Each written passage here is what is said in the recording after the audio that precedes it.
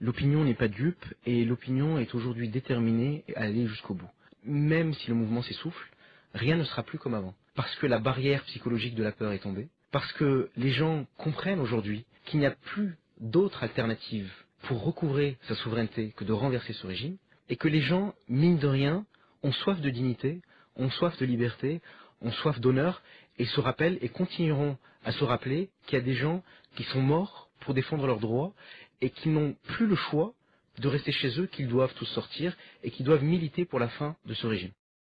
Il y a très peu de gens face à cette situation qui vont vous dire qu'ils sont satisfaits de ces mesures. Ça n'est plus la question en réalité. La question n'est plus de savoir ce qu'on peut faire pour contenter le peuple tunisien, parce que le peuple tunisien aujourd'hui n'a plus comme revendication plus de liberté ou plus d'argent, plus, si vous voulez, d'espace d'expression. La revendication aujourd'hui presque unanime du peuple tunisien, c'est que ce régime s'en aille. Et c'est un consensus qui se fait autour des différents partis d'opposition, des différents syndicats et de l'ensemble de la société civile tunisienne. Quand vous avez un gouvernement qui s'est désintéressé de son peuple depuis 23 ans, il ne peut pas prétendre connaître ce peuple. Il ne peut pas prétendre connaître les revendications de ce peuple. Le fait de demander l'ouverture d'une commission d'enquête contre la corruption. Mais attendez, si ça avait dû se faire, ça se serait fait il y a déjà bien longtemps.